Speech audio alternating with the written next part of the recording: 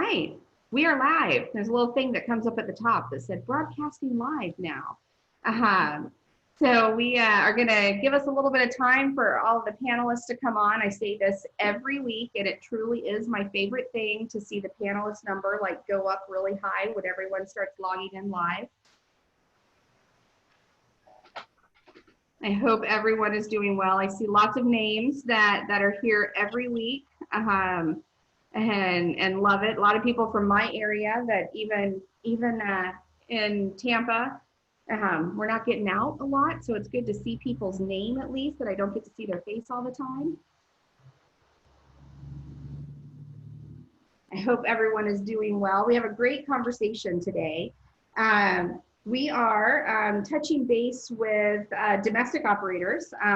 One face that will look familiar to you for those of you that have been on the call, because Bob is coming back to join us, and that's the ReConnect side of today, connecting and reconnecting with tour operators, learning a little bit more about what's been going on. And we hear it quite frequently.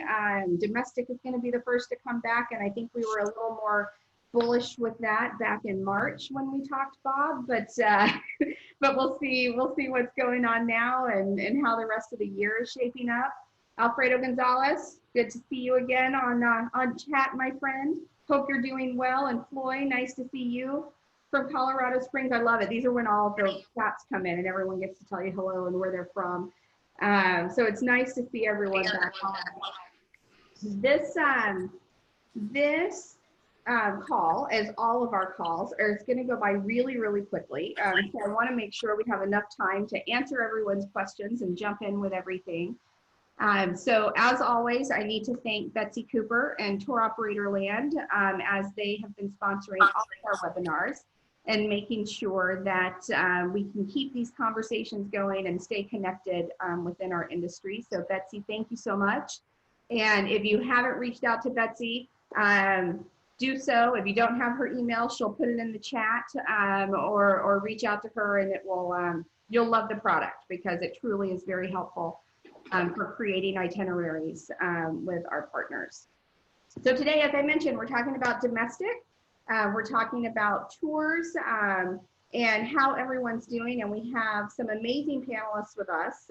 Two new, Belinda Grace Leonard from New England Coach. Thank you very much for being here. Thank you.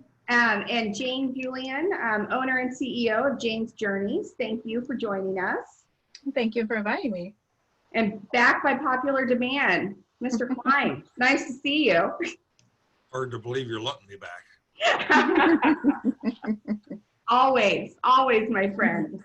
So rather than me tell everyone about your companies, I'm going to let you do that and kind of talk a little bit about what your main focus is, where you're located, all of that fun stuff. And we're going to start with Belinda.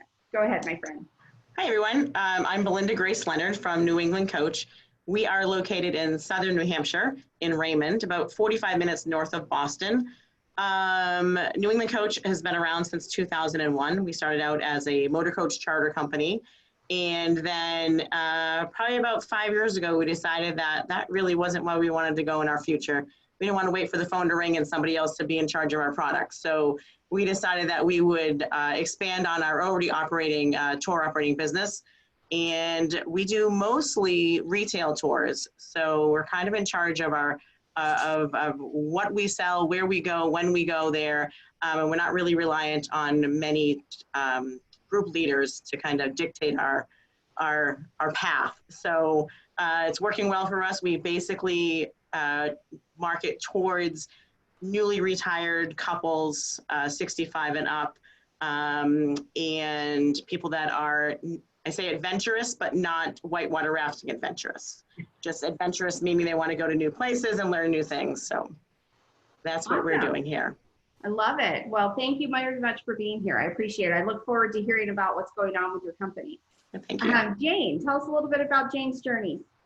Yeah, I'm Jane Julian, and my company is Jane's Journeys, and I've been in business for 18 years. I've been in the tourism business for 26, but my own company for 18, and it is retail to seniors. I put out a catalog, a newsletter during the middle of the year have a website and all of that. So that's how I advertise. And we just started getting into, with my son that's part-time, into student groups and pre-form groups, a couple of those. But it's mainly, I'm a home-based tour operator in Southern Illinois. It's all rural, small towns. And as I said, it's all retail to seniors. And so that's pretty much it about my company, I think. Awesome. Well, I again look forward to hearing about what's going on with you later in the year as well. Bob, my friend, tell us a little bit about you, even though you've already gotten like shout outs on the chat. I'm sure everybody knows. U.S. Tours is a wholesaler. We do not retail trips. Have an office in Pennsylvania, one in Pigeon Forge, remote employees across 8 or 9 states, and a great part of my staff that's chomping at the bit, waiting to come back. Few that are working and actively engaged. Yeah. Anyway, U.S. Tours, we're a wholesaler. We like to think we're a little innovative. I would agree with that. I would think you're very innovative and wholesaler, not only on tours, but also cruises as a part of that as well, right? That's right. Awesome. So we are, I want to, and we already have a question up. Floyd wanted to make sure that we got this in from Colorado Springs. So thanks, Floyd. And Bob, it's kind of a reflection back to one of our first webinars that we did together.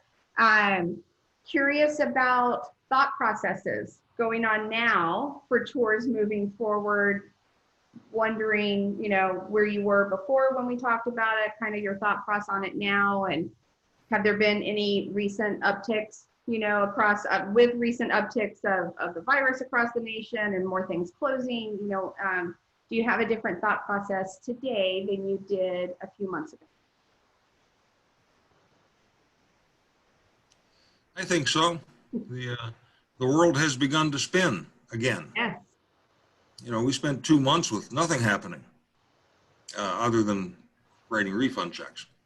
But now we're starting to get calls for new products. We're getting bookings for the future. We're starting to put a couple of trips on the road.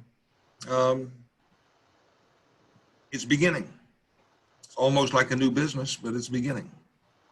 I've heard that from a lot of people. They feel like we're kind of going back and we're starting from zero again and kind of feeling entrepreneurial and growing our businesses, you know, like we did back in the beginning. So curious, as you said, you're getting some bookings in, and Belinda and Julia and Jane jump in as well. What is consumer sentiment right now as far as wanting to go on trips? Is it still wanting to do something this year? Is it just saying, no, we're going to move into 2021? And Belinda, when we did a run through, we talked a little bit about some of the day trips you were doing. So why don't you go ahead and jump in on that? So we're fortunate that we're in New Hampshire and our numbers are very good. And we've had 2 straight days with no deaths and our numbers are going down. So I think we have a little bit more confidence in our groups, our people that are willing to travel. But I can't say that we've kind of always had that confidence. Even during the worst of days, we had people, you know, if we called and said we're canceling this trip, they were booking something for next year. Like we did very few refund checks. We did lots of credits and lots of forwarding that payment towards other trips. So we have a lot of people that are comfortable in what our product and what we're going to do to ensure their comfort level when traveling. But we have been fortunate as far as people are still willing to travel with us. They just don't have a place to go right now, which is our big problem. So we've been doing some day trips as things open. We're able to put some tours out on 4 to 6 weeks notice. We'll put some day tours out, and those have been selling really well. And I said from the beginning, we just have to be in front of the questions. So we made a point from the beginning to say we're only going to put 34 people on the tour. We're going to make you wear masks getting on and getting off. We're going to put hand sanitizer, and we knew all the answers to where we're going to go. What are their regulations? So our people are very comfortable with our product because we have the answers for them when they ask the question. So Yeah, we're just waiting for things to open up, but I think that also when you're choosing venues from here on out, you're also choosing venues that are maybe a little bit more open spaced, not necessarily doing the downtown city tours where there's going to be a lot of people and that sort of thing. So that's kind of what we're doing. All right. Well, it's nice to hear that the day tours are going and that you have customers that are feeling confident to do that. I think we all live in a world right now where we're pivoting and we need to be able to change on a dime and kind of change what we're doing to make sure we're taking care of those customers and what they're feeling.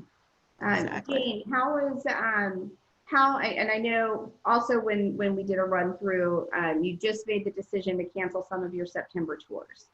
Yes. Were you able to push those later in the year, or have they moved into, say, January, Feb? Have they moved into 21? I have moved them to 2021. Okay. Yes, it was a mystery trip in New England, and then a one-day trip that was actually the Amish country in Indiana, but they canceled it themselves. But our area has been, we haven't had many cases at all in Southern Illinois, very rural, and now we are starting after July 4th. Now we're having a lot of cases. So people, I think, we're kind of the opposite of Belinda, because now people are starting to get more afraid, just because we had 14 in our county. We had 14 new cases just yesterday, which we hadn't had even 14 period. So that's made a difference, and I'm finding also children are telling their parents they shouldn't be traveling. So I've had that with some of the people canceling because their kids said, no, you're not going anywhere at this point. But a lot of people are rescheduling for next year. And, and some of them are just still afraid to even look at next year. They said, well, we're really planning on probably doing this next year, but for right now, we just don't feel comfortable because we don't know what's going to happen.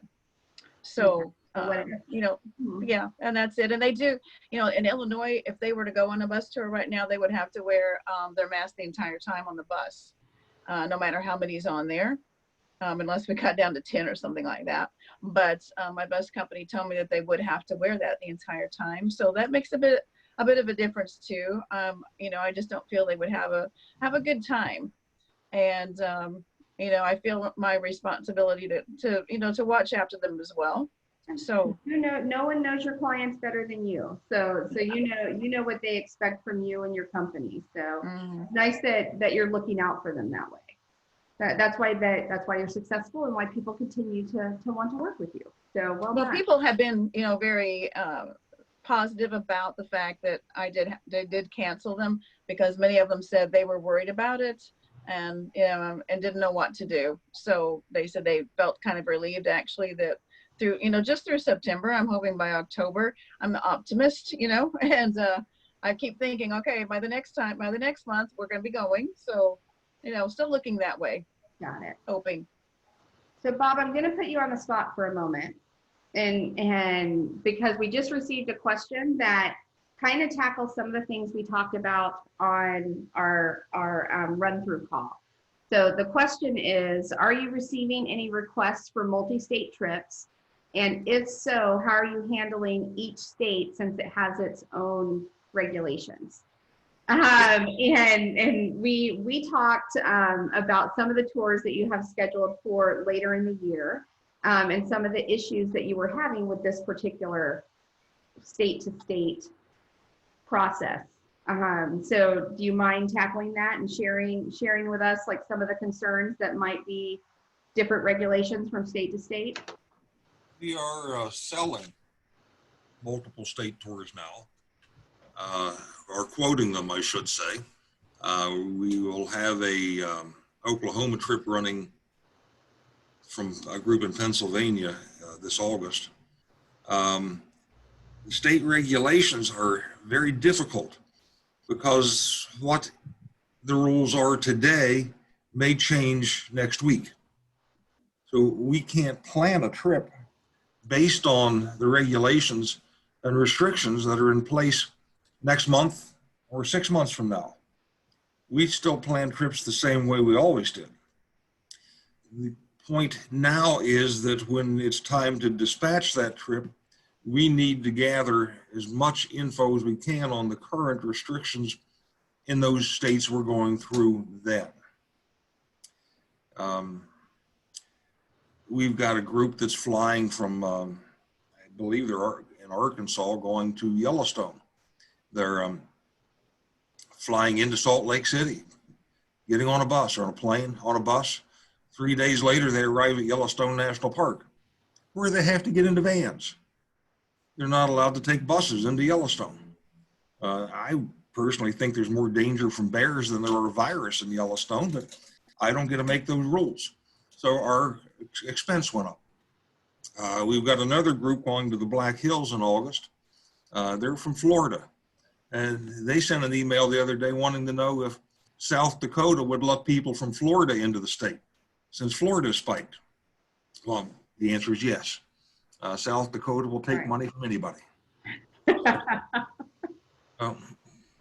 So it's going to be ever changing. Yeah. So knowing that it's ever changing, and I know that, oh, North Dakota just said, we'll take money from anyone too. So come to North Dakota, Bob. Yeah. We'll extend that trip a couple of days, Deanne. So I think that immediately pulls me into, everyone for the last 17 webinars that we've been doing have been asking how they can help and how they can get you information. So I think, this is information that DMOs could cultivate, or cities could cultivate, the attractions could, and make sure that you have it. Is that where you're primarily getting that information from, or is it the attraction itself, or the national park itself? We're calling the vendor themselves. Yeah. Okay. The hotels, the bus companies, we deal with the people on the front line with our customers. I don't know how anybody, ABA, I think, is trying to keep a database of current requirements. They are. It's got to be a full-time job for 3 or 4 people. It is. The ABA is doing a great job of it. U.S. Travel is doing a great job of it, but it changes so frequently that it has turned into a full-time job. And I know that the DMOs on the call are trying to get everything together for their area, but it is difficult to keep track of. Yeah. So the second part of that question, and you're booking the tours, same tours you always have, but Belinda, the second part of that question was, is it making you rethink if you would do a multi-day, or if you just do a multi-city within the same state? Or are you looking at different destinations, maybe more rural, rather than that big city? You made a comment and mentioned that when you were talking before. Like, we're pretty close to Boston. We're pretty close to Montreal. So in New York City, those tours for us, New York City is off the discussion. We're not going to even attempt that for now. But multi-day tours into multiple states and cities is not off the board. I mean, there's so much to see. I don't think people are willing to stay that close to home forever. and we have to look at the future. And we have in 2021, I mean, we have a tour going to the national parks. That's many states. We have a tour that's going up to Newfoundland, which is another country. We have tours that are going all over the United States, still out to Michigan, things like that we drive to. So I don't think it's going to change our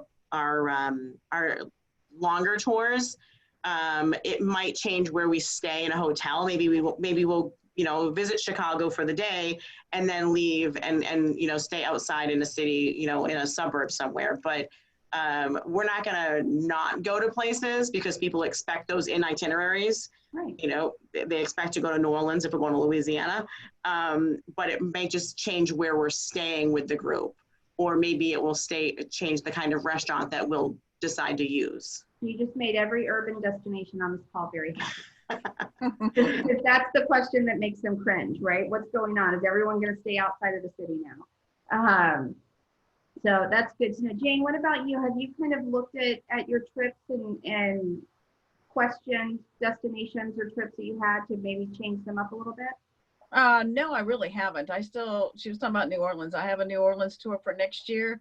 I do rural, well, since we're from rural, we go to more cities probably. And I go into St. Louis a lot, but of course, I've been going to the Fox, in which, the theaters right now are not open for, for any theater, I don't believe. But no, I don't really plan to change my tours for next year, because I even have some going overseas. And I actually have a Hawaii tour in this coming October. And at this point, it's still on. So no, I think people are going. I mean, the people that travel with me are going to want to go out of the state for sure. I plan to put New England back in there next year, and as I mentioned earlier, New Orleans, and we're going down to Charleston, Savannah. So I don't plan to change those, because unless there is an issue that we absolutely can't do that, if COVID is going to prevent us, then, of course we're going to go to plan B, but not at this point. Good. Okay. Yeah. So Bob, I wrote it down because I heard you say it. You said you were looking for new product. That you were booking tours, and you said new product. I wrote it down so I didn't forget. Last time we talked, you were doing bounce back tours, and trying to get people to book within that month. Have you extended those bounce back tours? And if so, what kind of new product are you looking for? Because everyone sat up much taller on the call when you said that. The bounce backs are going to be sold through the summer. Great. Okay. I am working on a new concept that we'll have out in September. So if you invite me back, then I'll be happy to share that information. Well, I think I'm writing it down. You're invited back. Everybody heard it. You're invited back in September. So for anybody new on the call, though, tell us what the bounce back tours are. Bounce back tours were created as 2 and 3 day departures. Very limited and very skeletal trips, very economical, just to get somebody back on the bus again. Most of these trips are about $169 for 2 nights with lodging, 2 or 3 attractions, and that's it. But it gets people out of the house. 10, 20 people moving, 10 or 20 people talking about it, making the experience, sharing the experience on social media, bringing back interest in travel. That's the key. I couldn't agree with you more. We need that consumer sentiment to go up, but when you talk about, when you ask people straight out, what if they're planning to go on vacation, if they're planning to get out and do things, yes, they just don't know when. So providing those options for them is great. So when you're talking, and I'm going to go back to new product because we talked about bounce back, but is it in any particular part of the country, the South, the Northeast? No, are you looking for attractions or hotels, or? We have bounce backs from Laughlin, Nevada to Virginia Beach. I think there are about 20 of them on our website. There's a separate tab for the bounce back tours. Perfect. And we will make sure that you get everyone's contact information at the end of this webinar. So I go to Bob's website and look at what those bounce back tours are. So keeping in mind, this is a question that we ask on all of our calls, because our attendees want to gather the most information possible so they can create new T's and C's at their attraction or hotel or restaurant. In the past, when things like this have happened to try and stimulate travel, there have been enticements. There have been, I think the one that came the most was breakfast buffet with your room, which obviously buffets aren't happening anymore. So, what are some of those enticements that turn the needle for your clients? Because every operator we've talked to, it's been something different. Is there a certain type of incentive, Belinda, that works better for your clients than not? And are you looking for those? I have to say, I have a really easy group. The people that travel with me are just happy to be on the road. And I often joke with them that, every trip is going to be a mystery trip, because they'll sign up for those quickly and they don't really care where they're going as long as there has a seat, on the bus for them. As far as what I'm looking for as a tour operator, as incentives, I don't need any kind of frills. I just want a consistent, good product. I want to be able to rely on my suppliers to know that when I show up, it's going to be to our standards, and I'm going to get what is expected and have no surprises there. Now, I don't want to say that we don't love the little goodie bags. I don't want to say I don't love the, the points on my credit cards and my points on my rewards cards and things like that, because those are all lovely. But at the end of the day, it's my clients that that I care about and their experience. So, if I show up at a hotel and something isn't right, and it's happened, we all have stories. But I don't necessarily expect them to do something for me. I want them to do something for my clients while we're there. So. That's great to hear. And we've heard that quite a bit, that it's not, I don't necessarily need that deeper discount or free night. I want a consistent product that's out there, the quality of the tour to maintain what it is. Jane, do you feel the same way? Is there anything better for your clients? I certainly do. It sounds like my clients are very much like Belinda's. They will go on a mystery tour. It doesn't matter. I'm up to 6-day mystery tours now, and it's like they don't care where they're going. They have the same group goes every year, but it has to be consistently good quality. I do have a competitor that runs very bare bones, which I'm never going to do that, and that makes the difference between us. And people expect to have good quality and to have nice things and good restaurants and things. So that's what I aim for. I think the main thing is it would be nice if we, and I know that's just the economy now, that every year everything goes up, so that helps, if we can keep our bottom line, at a good point, to be able to throw in some nice things to do that aren't really expensive, but yet they're a great addition to a tour. I think that's always a great advantage if we can find something like that. That's a fun thing to do for them. Mine like to be entertained, basically. They really do. Not so much museums and things. Come on. You entertain them and they're happy. Feed them well, entertain them, put them in a really nice hotel. That's basically what they look for. Sounds like a great time to me. It is. So Bob, what about you? Are you looking for any changes in T's and C's or anything that would help your trips go off? Enhancements. We look for something at a destination that's new and different, something extra. Following a theme. By the way, if someone's looking for a quarantine tour, next August, the West Virginia Penitentiary, we have Johnny Cash in concert. Quarantine the whole bus. We're going to quarantine 500 people in the penitentiary. But we like fun, themed trips, unique and different experiences. If we can do something for the first time, there's a thrill in that. And that's the same with all travelers. Well, we have all been in this industry a while and know most of the people that have called into this, and I know they're all very creative. So I think it's time for us to all get unique and pull out that creativity and see what else we can do. See what else we can do that's unique and different and enhances what our clients want. With saying that, let's talk about marketing for a minute. Is there anything that, is it time to market? Are you out there in the market actively marketing? And how are you doing that? And is there anything that our attendees can do to help you with that or to push your message even further? It is time to sell. We are selling aggressively. We're doing everything we've done before. Our sales reps are out there knocking on doors, making phones ring. We're pushing products. We are also pushing a marketing plan. Our Tennessee operation, Tour Tennessee, is in its second year of business.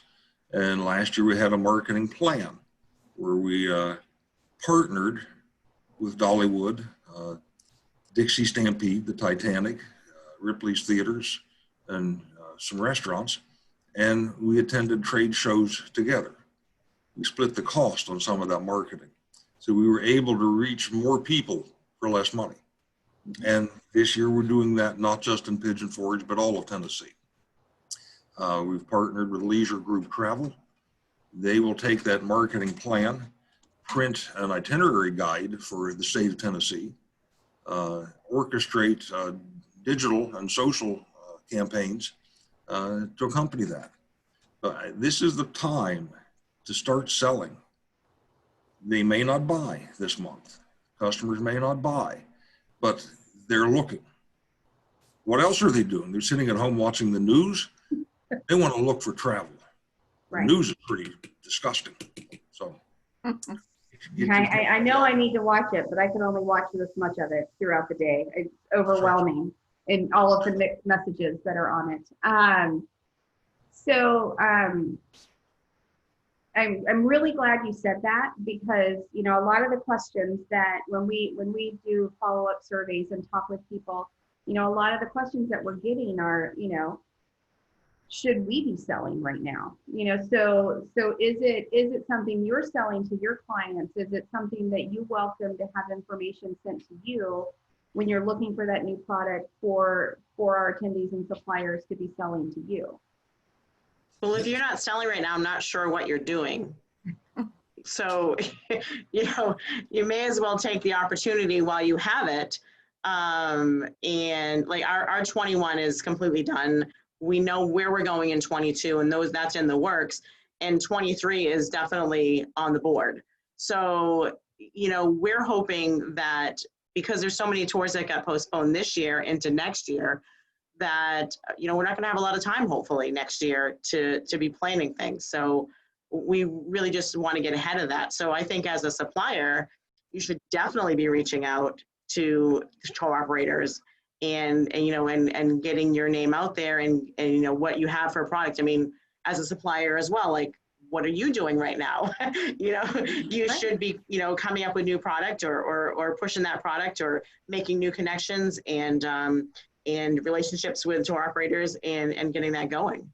This is the time. I mean, what I've done here is I've spent a lot of time in front of my clients on Facebook Lives, you know, just constantly getting in front of them, sending, you know, I don't get crazy with the emails, but some of our day trips we've just sent out an email. We didn't send them out on our Facebook. We didn't put them on our website.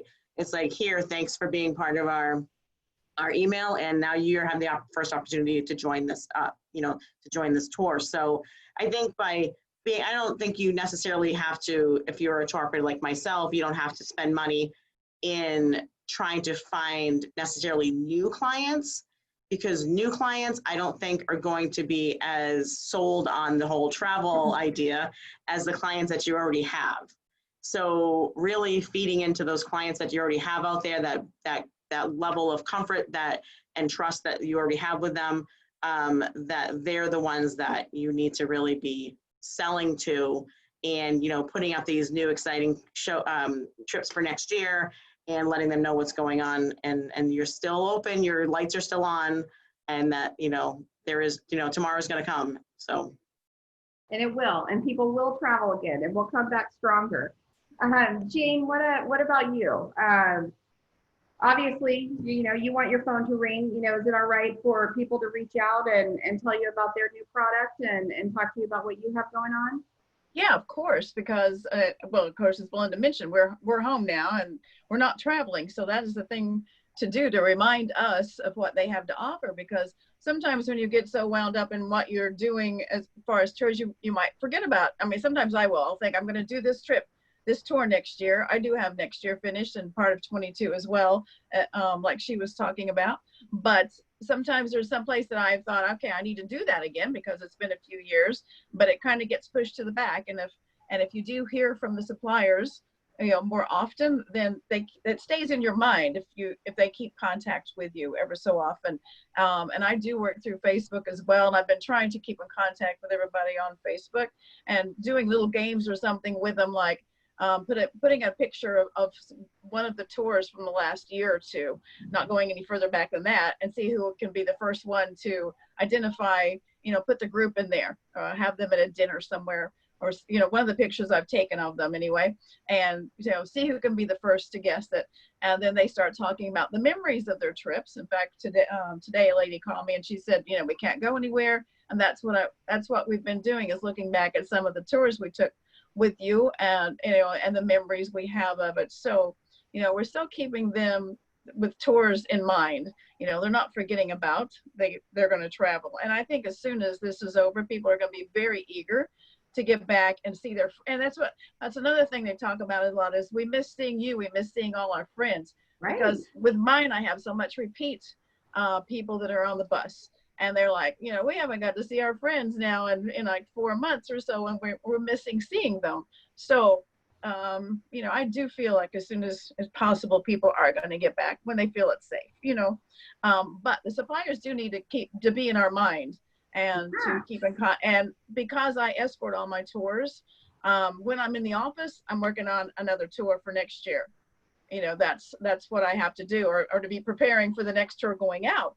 But I'm working on tours for next year round, basically, so I can get it done. I do have some. Yeah, I love hearing it. Most, and I think everyone's been afraid to sound tone deaf, to be selling when they shouldn't be selling, or maybe I should be inspirational and not hardcore selling what's new in my destination. So it's really refreshing to hear from all of you that it's time. We're selling. This is what we need to do, and it's how we move forward. So I think everyone appreciated hearing that. We've had a question that has come up about liability, specifically when it comes to COVID, and if someone were to get sick, yes, on one of your tours. People are curious. Jeffrey, thank you for the question. He's curious if there's plans in place, and if you feel like you have everything you need from the destinations on health and safety that can help you if something like that happens. And if you don't, what do you need? Right, and that is a big issue for me. Being a single operator is the liability issue. And you're seeing things like the first camp. There was a kids camp that, like, all kinds of kids got COVID there, and it makes national news. I don't want to be the first tour operator that has COVID on their bus and it spread to the whole group. I did talk to Travel Insure, or my liability company. They said, if you were to be sued by someone, they stand up and will represent you. And it's an issue. I think they said it's an issue that they can actually prove that they got, that they did contract the COVID on your bus, on your tour. But, that is something that has really gone to my heart. It's like, if one person were to get it on the tour, and something happened to them, I feel very responsible. And that's kind of, because again, I'm in a different situation. I think all three of us are very, different situations. Sure. And being in the rural and being a home-based tour operator, I take it a little bit more to heart that, and the people have had very, positive response back to me, that they appreciate that I'm watching out for them. And, it's a hard thing to judge what to do, and the liability issue of it. It is. And Bob, is it any different for you being a wholesaler than a retailer? I think so. I don't have that same personal relationship with individuals on the bus. I only have the relationship with the group leader. But I think for all of us that we have very limited liability. Before someone can sue you for this or anything else, they have to prove that you're guilty, that you did damage. The virus takes 7+ days to incubate. Yeah.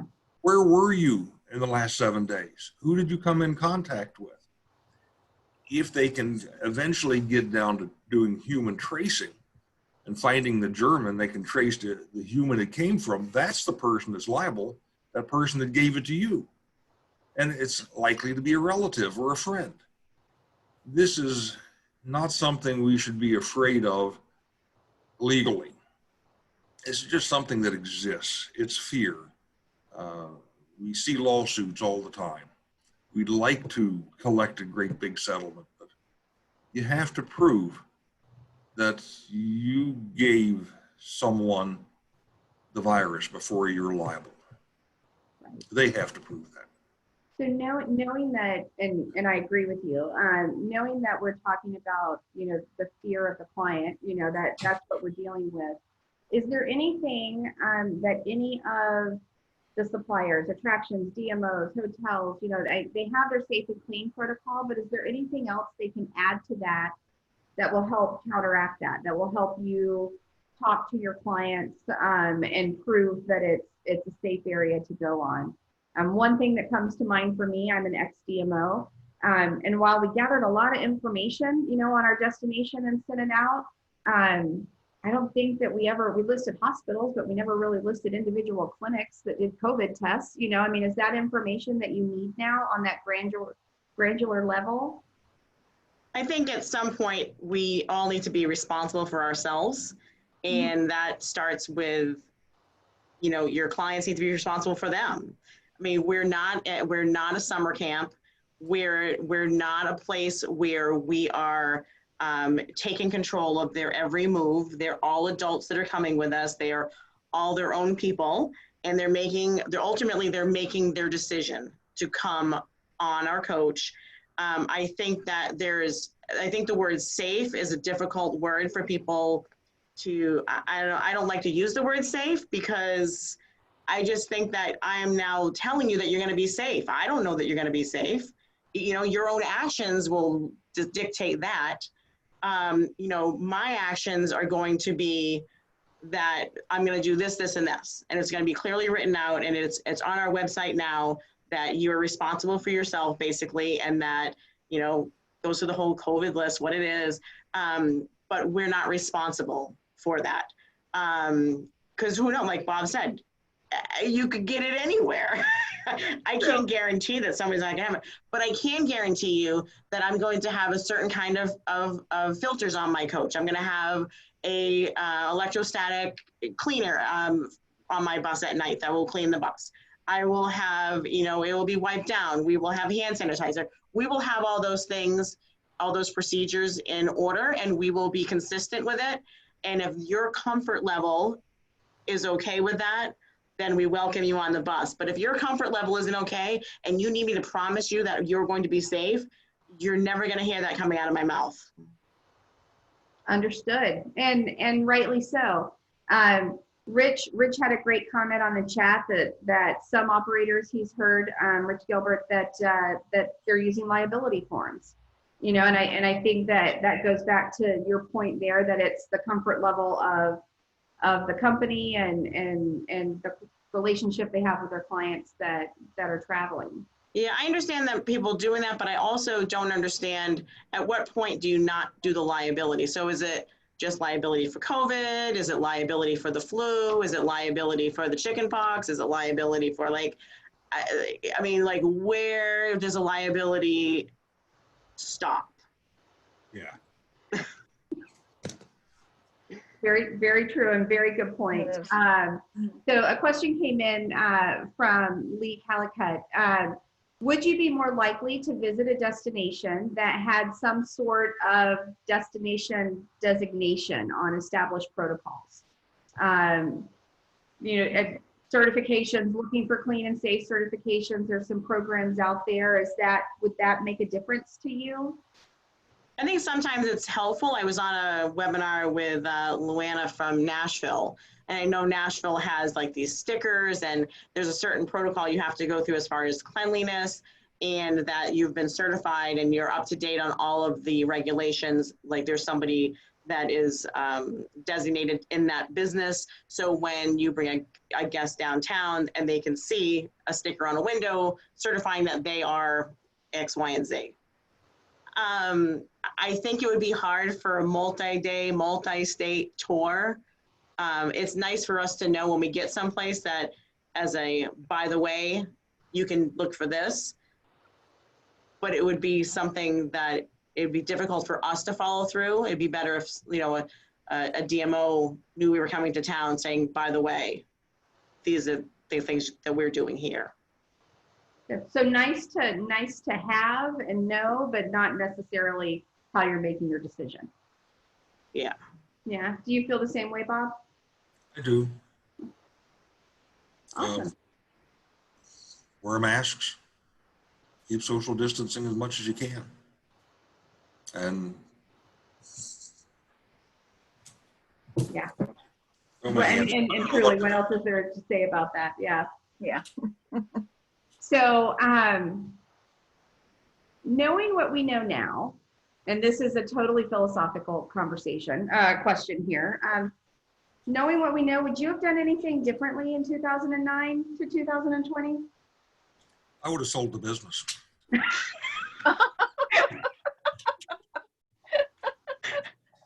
Give me a chance to do it again. They take I me like back that in February answer. and make me an offer. Oh my gosh. I'm not having much fun. Understood. Yep, I agree. Well, I definitely would have booked less tours, but I wouldn't have thrown in, my towel at this point. No. Maybe I would have filled up my 2019 calendar more. Yeah, got Yeah, it. really. Okay. Yeah. Oh my gosh. Oh my goodness. So we're not doing a lot of traveling right now, right? So we want to get out there and travel, but on a personal level, where do you want to go when you can get out and go anywhere you want without any questions or concerns? Jane, what are you thinking? Anywhere. Right now, it's like anywhere. No, I've got scouting I would love to do. And I actually had some things booked. And then, well, one of them was in Florida, and that just didn't pan out for me. But, at another place that seemed really safe. And I thought, okay. And then they called me and said 6 people from the city came to this place and went to a bunch of wineries and things. And now they've got COVID all over, from one carload. And I'm like, oh my gosh, but I do have another scouting set up for week after next. That's something I don't have a lot of time to do normally.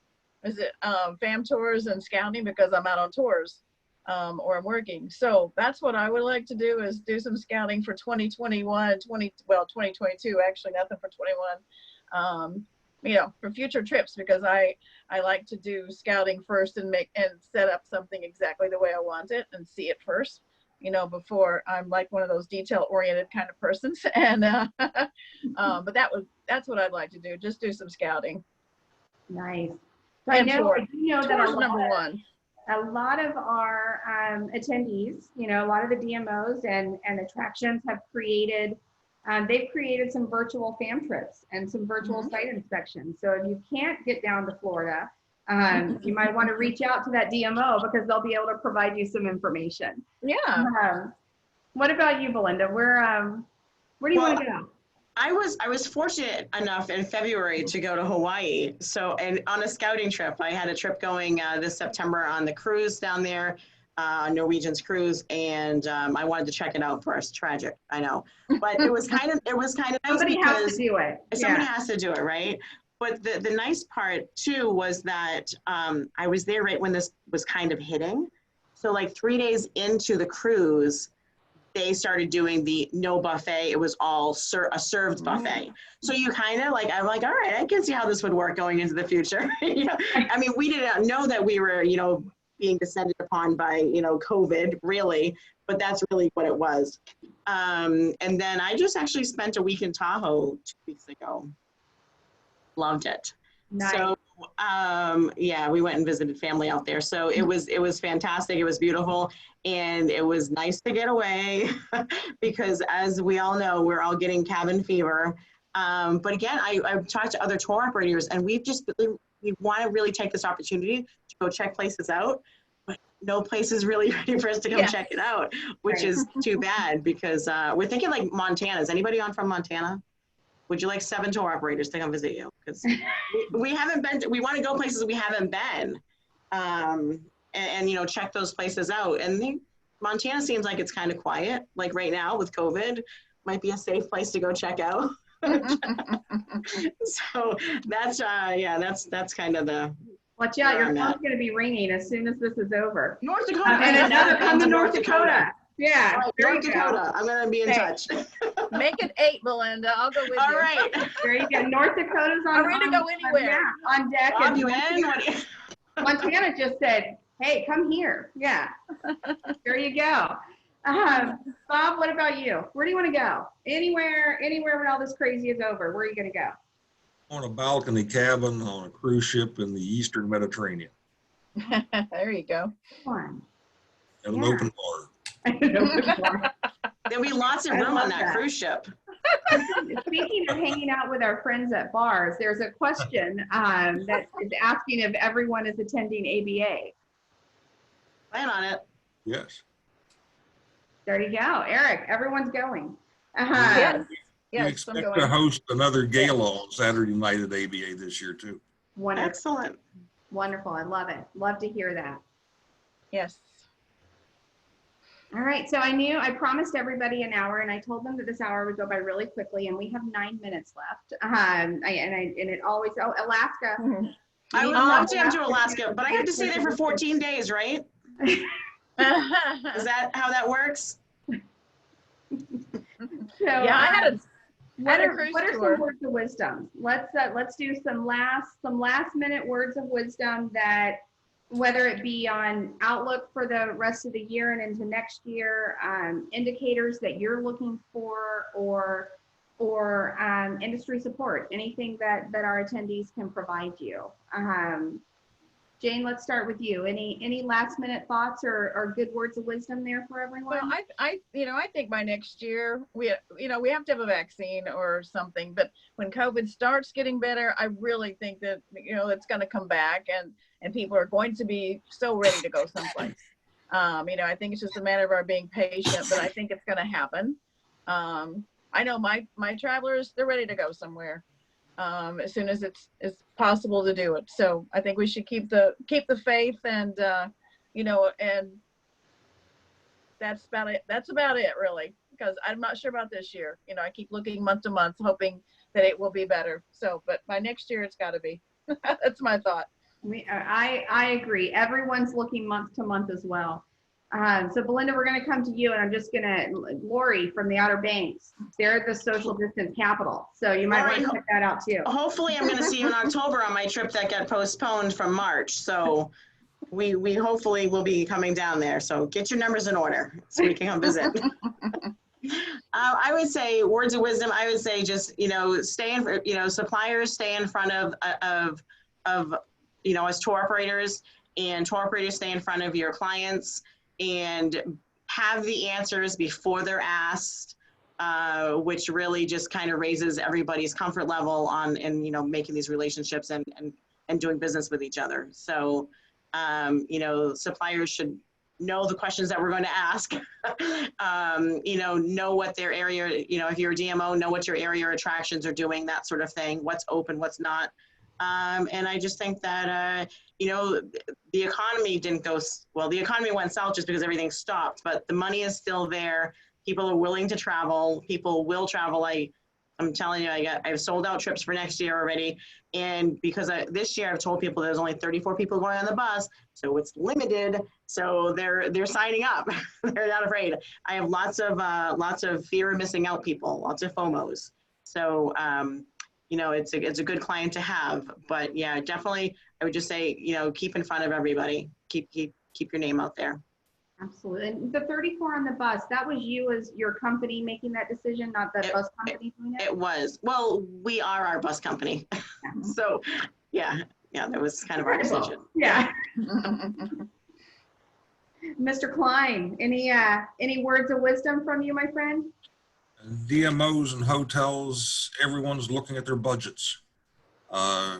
Remember that the group tour market is a bit more resilient than many others. It will come back faster than meetings, than government. So if you got to make a decision on budgets and you need income quick, bank on group tours.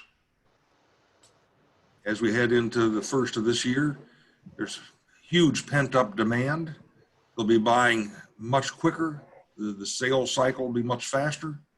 Once the disease is gone, business is back with big. Well, I personally am glad that you held on to your company, Bob. So thank you for that. I'm glad I didn't buy it. When you lose all of your income, I might not have to file a tax return next year. Yeah, really. So one last question has come in, and it really, Belinda, relates to you. Dropping those trips, the buses down to 34. The question is, are you planning on booking full trips in 21?